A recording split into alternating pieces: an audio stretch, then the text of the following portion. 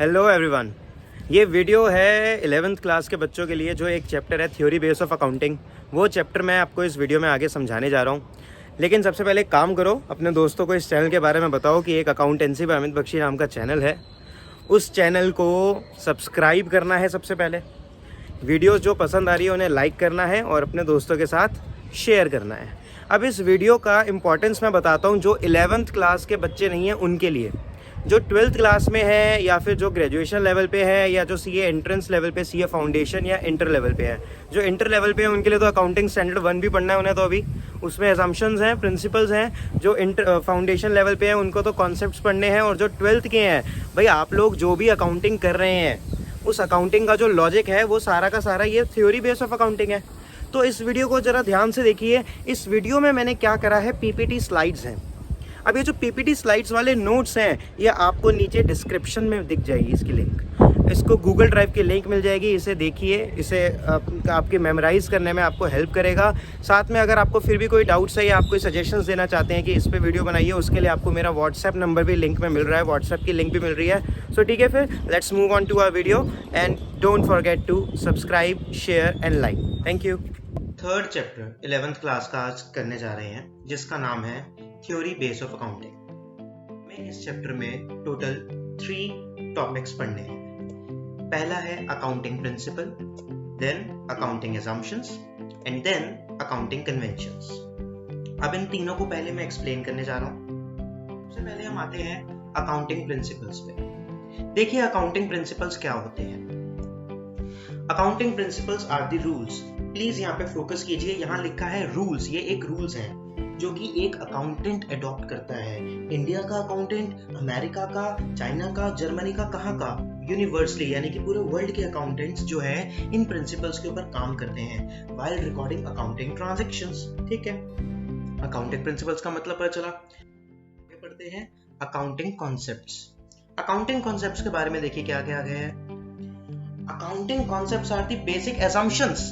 ध्यान से सुनिएगा, ये बेसिक असम्पशंस हैं। और ये जो assumption वर्ड है यही मैं आगे यूज करने वाला हूँ, या फिर fundamental prepositions, one and the same thing, assumption and prepositions within which accounting operates, जिसके दायरे में अकाउंटिंग काम करती है।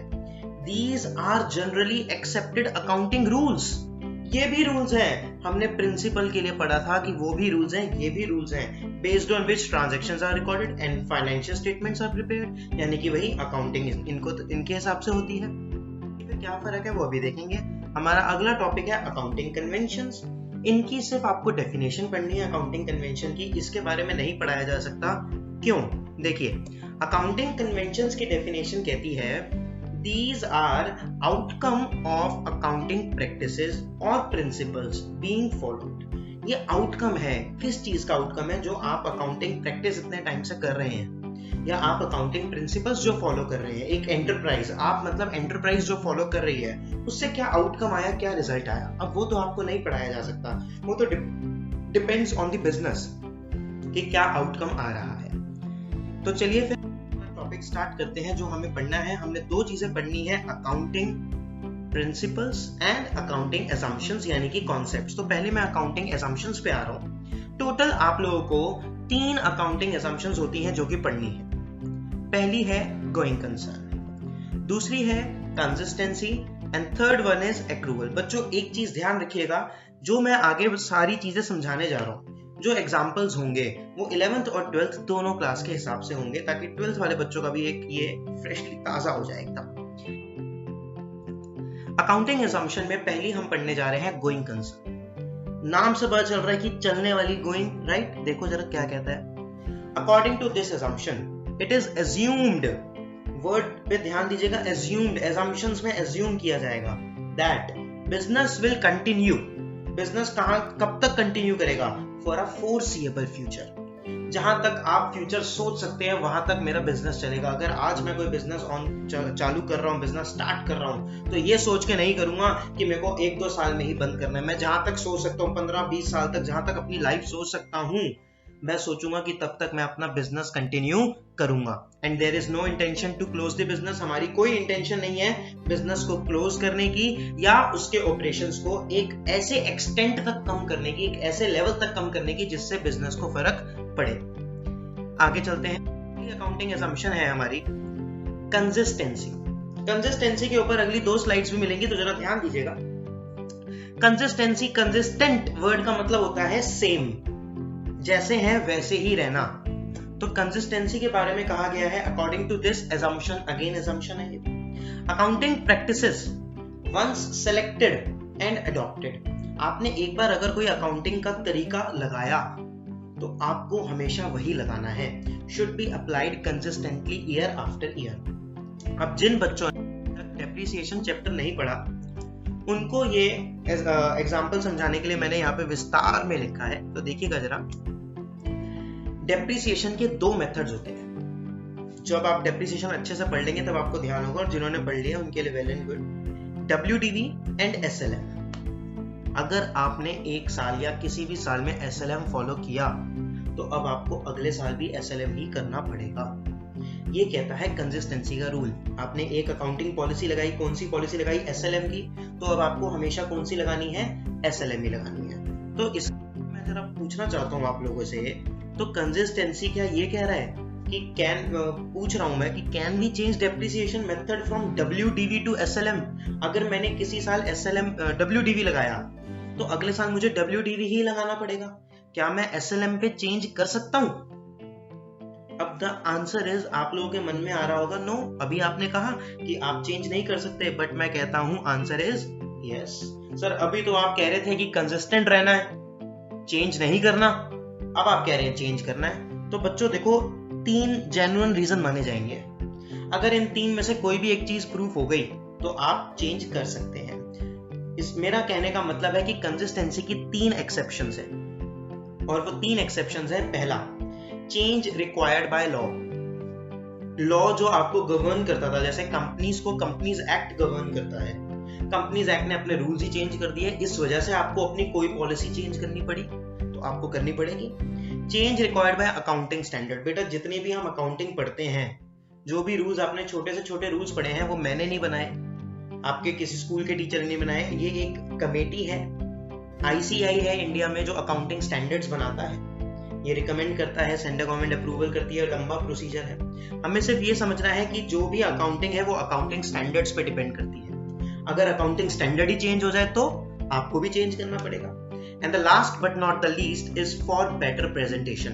अगर आपको लग रहा है कि आप WDV यूज करके कुछ आपको मजा नहीं आ रहा है, या फिर आपको लग रहा है कि आपके यूजर्स को सही तरीके से इंफॉर्मेशन नहीं पहुंच रही, और आप SLM को अगर आप शिफ्ट करेंगे SLM पे, तो अच्छी प्रेजेंटेशन पहुंचेगी, अच्छी इंफॉर्मेशन पहुंचेगी। देखिए, ये एक प्रोफेशनल जजमेंट पे डिपेंड करता है। आपकी क्या नॉलेज है, आप क्या जजमेंट ले रहे हैं, उसके ऊपर डिपेंड करता है। तो आप चेंज कर सकते हैं, but you need to prove it. Okay, आगे चलते हैं। कैसे प्रूव होगा वो आप लोगों के कोर्स में नहीं है ना, 11th में। अब हम अपना अगला टॉपिक करने जा रहे हैं, सॉरी अगला असम्पशन पढ़ने जा रहे हैं, दैट इज एक्रूअल। अब एक्रूअल क्या कहता है? अकॉर्डिंग टू दिस असम्पशन, ये भी असम्पशन है और ये हमारी 3rd असम्पशन है, every transaction and event should be recorded irrespective of flow of cash. आप कोई भी ट्रांजैक्शन या इवेंट रिकॉर्ड कर रहे हैं तो रिकॉर्ड करते वक्त आपको कैश के फ्लो पे ध्यान नहीं देना। सर कुछ समझ नहीं आई बात, तो बेटा जरा ध्यान से सुनो। एग्जांपल देखो, sales of 1 lakh made to mister Amit, out of which ₹45,000 were received in cash.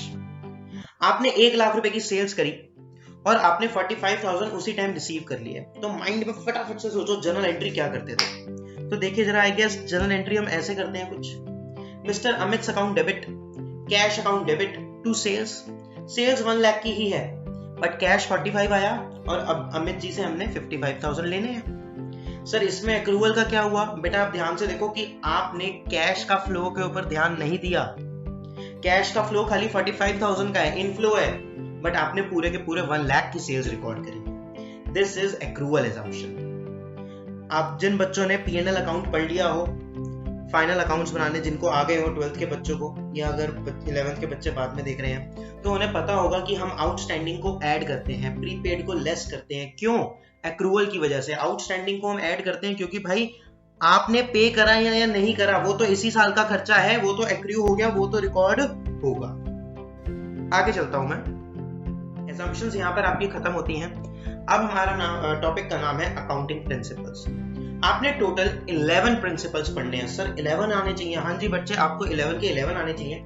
अगर आपको ये 3 assumptions अच्छे से समझ आई हैं तो ट्रस्ट मी आपको ये प्रिंसिपल्स भी अच्छे से समझ आएंगे। आप बस एक बार इसे समझ लीजिए। एक एक लाइन के 2-2 लाइन के प्रिंसिपल्स हैं। कोई भी नाम लेगा फटाफट से एक्सप्लेन कर पाएंगे। First one is accounting entity, जिसको बिजनेस एंटिटी का नाम भी दिया जाता है। Second one is money measurement. Third one is accounting period. Fourth one is full disclosure. Next one materiality. Next prudence या फिर जिसको नाम दिया जाता है conservatism. फिर आता है cost या फिर historical cost. Matching principle. Dual aspect या फिर duality concept या principle. Revenue recognition concept. And the last one is verifiable objective concept. Sequence आप जैसा चाहे वैसा रख सकते हैं। मैंने जो आपकी टीएस गरेवाल में सीक्वेंस है मैंने उसको मेंटेन करा है, आप चाहे तो अलग भी कर सकते हैं। ध्यान से देखिएगा। अकाउंटिंग प्रिंसिपल, इसका मैं पहला बताने जा रहा हूं अकाउंटिंग एंटिटी। अकाउंटिंग एंटिटी देखिए क्या कहता है। According to this principle, not assumption, ये एजम्पशन नहीं है। क्यों नहीं है? क्योंकि वहां आप एज्यूम कर रहे थे बच्चे। गोइंग कंसर्न, आप एज्यूम कर रहे हो कि बिजनेस चलता जाएगा, जरूरी थोड़ी है। कल को हमारे अगर ऑनर की ही डेथ हो गई तो बिजनेस कौन चलाएगा? बिजनेस खत्म, राइट? आपने कहा कि एक्रूवल है, आप एज्यूम कर लो कि अमित सर पैसे देंगे। अरे अमित सर भाग गए तुम्हारा पैसा लेके, अब क्या करोगे? Those were assumptions, but this one is principle, and the next one would also be a principle. आपको इनको फॉलो करना ही करना है। और आप देखिए यहाँ पे कुछ assumption वाला नहीं होगा, ध्यान से देखना। Business and business owners are treated separately. इस प्रिंसिपल के अकॉर्डिंगली बिजनेस और बिजनेस ओनर्स जो हैं उनको सेपरेटली ट्रीट किया जाता है। Hence we prepare books of business, not of the business owner. अगर आज आपको एक ऐसे ऑफिस में भेज दिया जाए जहां पर जिसके बाहर बोर्ड लगा हुआ है जियो का, JIO जियो, अंदर आपको अकाउंटेंट की जॉब मिले तो आप किसकी बुक्स बनाएंगे? रिलायंस जियो की या फिर अंबानी साहब की? आप बुक्स बनाएंगे रिलायंस जियो की। ये है अकाउंटिंग एंटिटी। देखिए वैसे तो हमें पता है कि रिलायंस को फायदा होगा तो अंबानी जी को होगा, रिलायंस को घाटा होगा तो अंबानी जी को होगा। We know this, बट इसने बिजनेस और बिजनेस ओनर को अलग कर दिया। आप बुक्स अंबानी जी की नहीं, आप किसकी बना रहे हैं? रिलायंस जियो की बना रहे हैं। इसी के बारे में मैं आगे आपको एक्सप्लेन करता हूं। Money invested by owner, that is capital, is treated as a liability. Business ने मान लिया कि जो मालिक ने मुझे पैसा दिया है वो एक लायबिलिटी है। अगले प्रिंसिपल, सेकंड वन, इस प्रिंसिपल का नाम है मनी मेजरमेंट। नाम से ही थोड़ा थोड़ा आप लोगों को आइडिया हो जाएगा, ध्यान से देखना। According to this principle, only those transaction और events are recorded which can be measured in terms of money. जो मनी की टर्म्स में मेजर हो सकता है, आप उन्हीं ट्रांजैक्शन या इवेंट्स को रिकॉर्ड करते हैं। अकाउंटिंग प्रिंसिपल्स की एक खास बात है कि आप नाम से ही आपको याद आ जाएगा कि ये टॉपिक क्या कहता है। पहला क्या था? अगर आप लोगों को याद हो पहला क्या था? जल्दी बताओ। मनी मेजरमेंट से पहले हमने क्या पढ़ा? Accounting entity. एंटिटी का मतलब पहचान, आइडेंटिटी। तो वहां पे आइडेंटिटी की बात हो रही थी कि दोनों की आइडेंटिटी अलग है। यहाँ पे मनी मेजरमेंट, मनी की टर्म्स में जो मेजर हो जाए। इसका एग्जांपल देखिए, order given is not recorded until money or money's worth of goods is received or supplied. आप जो भी ऑर्डर देते हैं, अगर आपकी बुक में क्वेश्चन आ जाए कि भाई हम किसी को ऑर्डर देके आए हैं, इसकी एंट्री करो, क्या एंट्री करोगे? ऑर्डर देने की कोई एंट्री नहीं होती। हाँ, आप ऑर्डर के साथ एडवांस पे करके आए हैं या आपको गुड्स ही मिल गए हैं साथ साथ, तो आप एंट्री करते हैं। ऑर्डर देने की आप कोई एंट्री नहीं करते हैं। अगला अकाउंटिंग प्रिंसिपल है अकाउंटिंग पीरियड। अकाउंटिंग पीरियड सुनो, देखो। According to this principle, life of an enterprise is broken into smaller periods. अभी हमने पढ़ा था कि गोइंग कंसर्न की वजह से एक बिजनेस की लाइफ कितनी होती है? अनलिमिटेड होती है। तो भाई आप इसकी परफॉर्मेंस मेजर कब करोगे? सर परफॉर्मेंस मेजर करनी ही क्यों है? बेटा अगर परफॉर्मेंस मेजर नहीं करोगे तो आपको कैसे पता चलेगा कि जितना आपने पैसा लगाया था उसके बदले आपको कुछ मिला भी या नहीं मिला? यही आगे लिखा है। यूजुअली हम 1 ईयर मान के चलते हैं, so that its performance is measured at regular intervals. 12th के बच्चे एक चीज समझ पाएंगे, या फिर 11th का जिन्होंने फाइनल अकाउंट्स पढ़ लिया है, profit and loss account and balance sheet is prepared on 31st March of every year. आप 31 मार्च, हर साल की 31 मार्च को P&L अकाउंट बनाते हैं, बैलेंस शीट बनाते हैं, और बिजनेस की परफॉर्मेंस को मेजर करते हैं। अकाउंटिंग प्रिंसिपल पे मैं आ रहा हूं जिसका नाम है फुल डिस्क्लोजर। नाम से ही आप लोग समझ जाएंगे कि गुड अकाउंटिंग प्रैक्टिस ये कहता है कि कोई भी अगर अकाउंटिंग प्रैक्टिस है, अगर वो अच्छी है, वो अच्छी कब बोली जाएगी? जब आप सारी की सारी मटेरियल और सिग्निफिकेंट इंफॉर्मेशन डिस्क्लोज करेंगे, फुल डिस्क्लोज करेंगे, यानी कि अच्छे से शो करेंगे, अच्छे से बताएंगे, कुछ भी छुपाएंगे नहीं। सर मटेरियल का मतलब स्टॉक नहीं बेटा, बिल्कुल भी नहीं। मटेरियल का मतलब स्टॉक नहीं है। सिग्निफिकेंट का मतलब तो इंपॉर्टेंट एंड स्पेसिफिक होता है। एग्जांपल देखिए, मटेरियल अभी पता चलेगा क्या होता है। एग्जांपल है reason of reduction in turnover is separately shown in notes to accounts. Turnover जो है उसमें कमी क्यों आई, ये आपने नोट्स टू अकाउंट्स में अलग से डिस्क्लोज करा, शो करा। सर मटेरियल का यहाँ पे कुछ समझ नहीं आया बेटा, अगले कॉन्सेप्ट में आपको समझ आने वाली है। अगले कॉन्सेप्ट में आपको सारी चीजें समझ आने वाली हैं और उस अगले कॉन्सेप्ट यानी कि प्रिंसिपल का नाम है मटीरियलिटी। यहाँ पे जो आपने पिछले में वर्ड यूज करा था मटीरियल, उस मटीरियल का यहाँ पे हम मतलब समझने जा रहे हैं, मटीरियलिटी समझने जा रहे हैं। An item should be regarded as material. हम किसी भी आइटम को मटीरियल बोलेंगे if there is a reason to believe, अगर हमें लगे that knowledge of that item, अगर उस आइटम के बारे में हमें पता हो, would influence the decision, तो डिसीजन चेंज हो सकता है इन्फॉर्म्ड यूजर का। यूजर कौन? जो अकाउंटिंग इंफॉर्मेशन को यूज करता है। सर एग्जांपल देके समझाइए।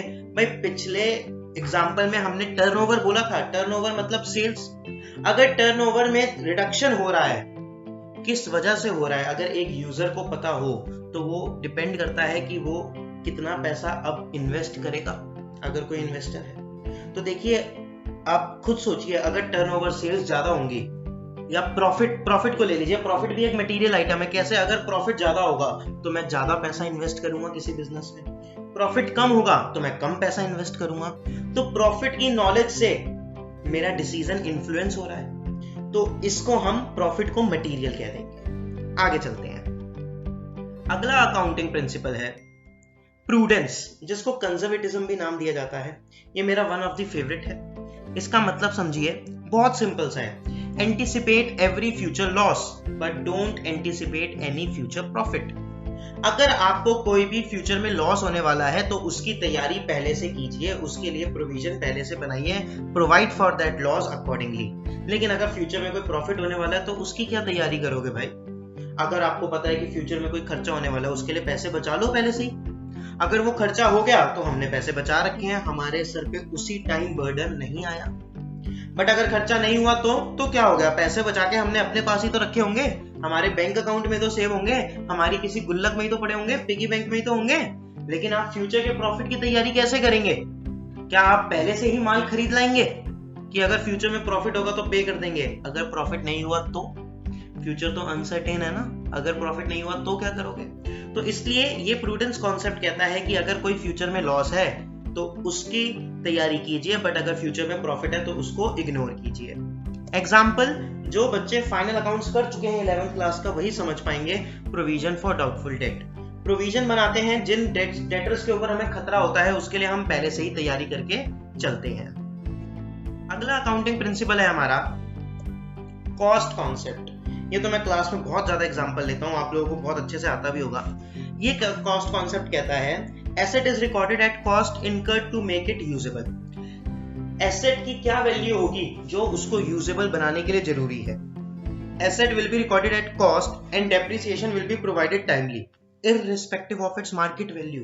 आप ये नहीं कह सकते कि सर आपका लैपटॉप आया था जितने का भी, उसके ऊपर इतना डेप्रिसिएशन लग गया, अब एक सर्टेन वैल्यू है लेकिन इसकी मार्केट वैल्यू तो इतनी है। बेटा मार्केट वैल्यू को इग्नोर करो, हमें मार्केट वैल्यू से कोई लेना देना नहीं है। ठीक है, यही कॉस्ट कॉन्सेप्ट कहता है। इसका एग्जांपल लेता हूं, बहुत सिंपल है।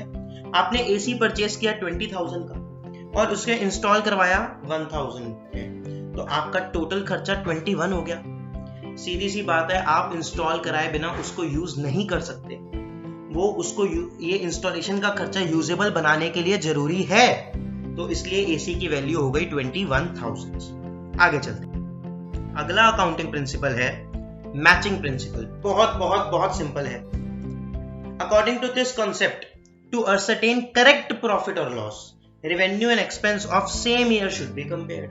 भाई अगर आप 2020 में जी रहे हो, आपने कहा कि मेरे को 2020 का प्रॉफिट निकालना है, तो आपने कितनी कमाई करी और कितना खर्चा करा, दोनों 2020 के ही होने चाहिए। आपने 2020 में तो मान लीजिए टोटल आपने पैसा इकट्ठा करा, रेवेन्यू कलेक्ट करा आपने 1 लाख, और आपके एक्सपेंसेस हो गए 50,000 या 60,000 ले लीजिए एक्सपेंसेस, तो आपका प्रॉफिट 40,000। सर ये क्या बताने वाली बात है बेटा? इसका मतलब ये सिर्फ एक क्लैरिफाई कर रहा है कि जानबूझ के ऐसा मत कर देना कि इनकम तो आपने इस साल की ले ली, एक्सपेंसेस आपने पिछले साल के कंपेयर करके बोल दिया कि मेरे को तो प्रॉफिट हुआ ही नहीं, अब मैं टैक्स नहीं दूंगा, या मेरे को तो ज्यादा प्रॉफिट हो गया तो आपके इन्वेस्टर्स खुश हो जाएंगे और पैसा लगाएंगे। ऐसा मत करना। जिस साल की आपकी इनकम है उसी साल का एक्सपेंस होना चाहिए। इसके अंदर थोड़ा सा एक्रूवल भी है कि इस साल का एक्सपेंस इसी साल रिकॉर्ड होना चाहिए, पे हुआ हो चाहे ना हुआ हो। एक्रूवल भी कुछ ऐसा ही था। आगे चल, अगला अकाउंटिंग प्रिंसिपल है हमारा डुअल एस्पेक्ट। डुअल एस्पेक्ट बहुत सिंपल सा है, इसी के ऊपर आपकी 11th की टीएस गरेवाल की बुक का नाम भी है। डुअल एस्पेक्ट का मतलब है every transaction and event has two aspects. भाई हर एक ट्रांजैक्शन और इवेंट के 2 एस्पेक्ट होते हैं, डेबिट और क्रेडिट, और दोनों की अमाउंट हमेशा इक्वल होती है। ये हमने प्रूव करा है कहां पर? जर्नल में और अकाउंटिंग इक्वेशन में। जर्नल में आपने एंट्रीज करी है जहां पे आपने देखा है कि डेबिट और क्रेडिट की अमाउंट हमेशा इक्वल होती है। आपने अकाउंटिंग इक्वेशन पढ़ी है और अकाउंटिंग इक्वेशन में आपने देखा है कि अगर आपकी एलएचएस जितने से इफेक्ट होती है उतने से ही आरएचएस इफेक्ट होती है, और दोनों साइड्स हमेशा इक्वल रहती हैं। Capital plus liabilities equals to assets. Dual aspect के बाद हमारा अगला अकाउंटिंग प्रिंसिपल आ रहा है रेवेन्यू रिकॉग्निशन। सेकंड लास्ट है बच्चों, बस 2 मिनट की बात है, देख लीजिए प्लीज। रेवेन्यू रिकॉग्निशन क्या कहता है कि आप कब एक किसी रेवेन्यू को रिकॉग्नाइज करेंगे। Revenue is to be recognised when a transaction has been entered into and the obligation to receive the amount is established. Example के तौर पे समझाता हूं। आप मेरे से डेमो लेने आए तो अभी मैं उसको अपनी सेल्स या रेवेन्यू नहीं मानूंगा। आपने कंफर्म कर दिया कि हाँ सर आपके 2 डेमो हमें पसंद आए हैं और अब हम आगे कंटिन्यू करना चाहते हैं, तो 3rd क्लास में आप जैसे ही थर्ड क्लास में बैठे वहां से आपकी लायबिलिटी होगी कि आपने फीस पे करनी है, और मेरे पास भी एक ऑब्लिगेशन आ गई कि मुझे अमाउंट रिसीव होगी, तब मैं इस रेवेन्यू को रिकॉग्नाइज करूंगा। तो सीधी सी बात है, जब आपको लगे कि हाँ सर्टेन है, अब बंदा मान गया है कि हाँ वो पैसे देगा मेरे प्रोडक्ट या सर्विस के बदले और अब मुझे मिलेंगे, अगर वो मुझे पेमेंट नहीं करता तो मैं उसके ऊपर केस कर सकता हूँ, मेरी ऑब्लिगेशन है रिसीव करना, तो हम रेवेन्यू को रिकॉग्नाइज करेंगे, अदरवाइज नहीं करते। हमारा last accounting principle verifiable objective concept. ये बहुत ही सिंपल है, इसका अकाउंटिंग से नहीं ईमानदारी से लेना देना है। ध्यान से देखिए क्या कह रहा है। Concept holds that accounting should be free from personal bias. Bias मतलब किसी एक तरफ झुक जाना, किसी एक तरफ का पल्ला भारी कर देना। क्यों? क्योंकि आपका कोई उसके अंदर अनड्यू एडवांटेज है, आपको कोई फाइनेंशियल हेल्प मिल सकती है, या आपके कोई इमोशनल सपोर्ट की वजह से आप किसी एक चीज को ज्यादा सपोर्ट कर रहे हैं। आपको ऐसा नहीं करना। आपने अकाउंट्स बनाते वक्त न्यूट्रल रहना है। मतलब अगर आपको पता है कि ये एक्सपेंस में रिकॉर्ड करूंगा तो मेरे को लॉस दिखेगा, मेरे इन्वेस्टर्स डर जाएंगे, लेकिन आपको इस चीज की टेंशन नहीं लेनी। अगर आपका लॉस भी शो होता है तब भी आपको ईमानदारी से वो लॉस शो करना है। तो इस चैप्टर में थैंक यू ऑल, आप लोगों ने इतना पेशेंस दिखाया। अब एक छोटा सा काम आप और कर दीजिए, इस वीडियो को लाइक कीजिए, सब्सक्राइब कीजिए, शेयर कीजिए और अपने दोस्तों को बताना मत भूलिए। Accountancy by Amit Bakshi. Thank you all.